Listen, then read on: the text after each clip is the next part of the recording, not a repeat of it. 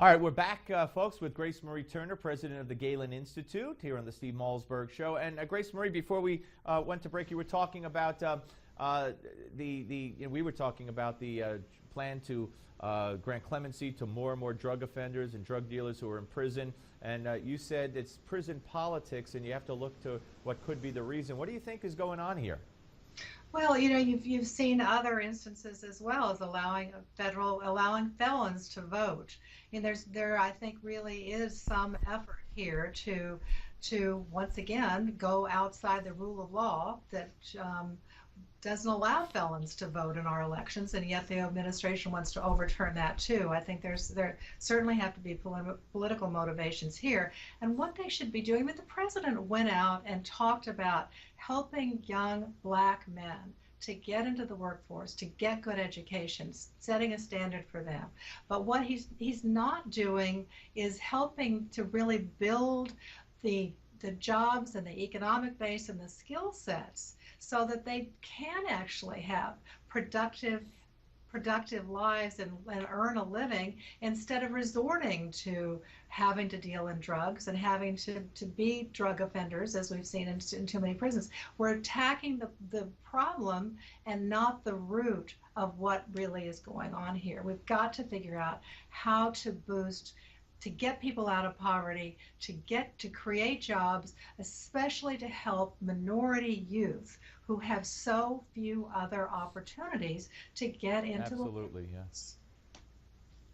Yeah, no, I was just saying absolutely, and it all boils down, a lot of it, to education and the reasons for that failure, and that all has to be addressed. And let me give you some news here. This is from a poll, Fox News poll, that shows that independents are more likely to back an anti-Obama candidate in the upcoming election. Shouldn't be a shock, but the new poll asked voters what they would do if the only difference between two congressional candidates was one was pro-Obamacare and one was anti-Obamacare.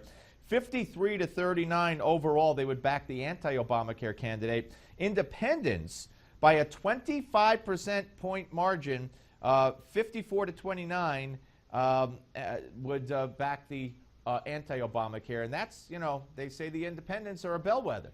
That's right, and that's really almost by 2 to 1, and it's even more dramatic in the battleground states where Senate candidates, Democratic Senate candidates, are vulnerable, where there are a lot more competitive House races as well. So when the president says that Democrats should go out there and campaign on Obamacare, they're looking at these numbers and they're saying, I don't think so. I mean, their Democratic congressman yesterday was saying that he thinks that the worst is yet to come in Obamacare. We have a new piece. It's going to hit the. I think he said it's going to hit the fan. Yeah, yeah.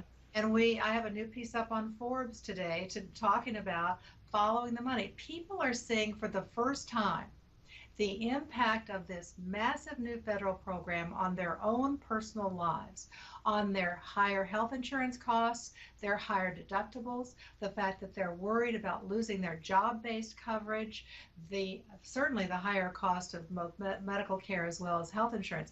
They're seeing for themselves, and they don't like it. The numbers, the overall approval numbers of Obamacare, basically have not budged since this unpopular law was passed on a strict partisan basis now 4 years ago. Absolutely.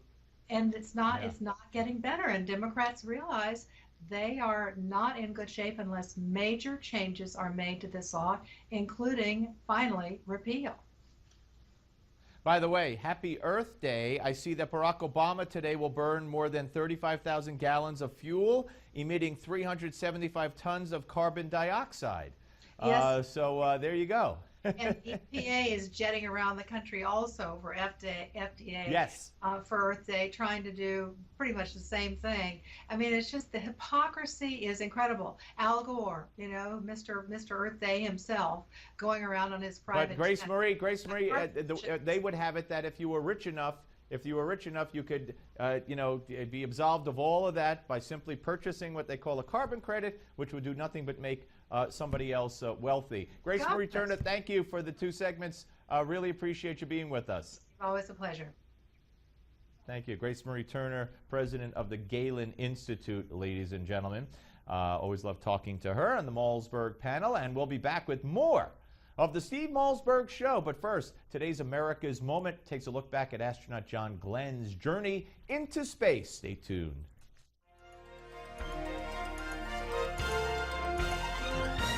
He had served in 2 wars and flown over 150 combat missions. But in just 60 seconds, this Marine Corps officer would experience a ride like no other. At 9:47 a.m. on the 20th of February, 1962, Lieutenant Colonel John Glenn Jr. of New Concord, Ohio, found himself sitting on top of an Atlas 6 rocket filled with 600,000 pounds of fuel.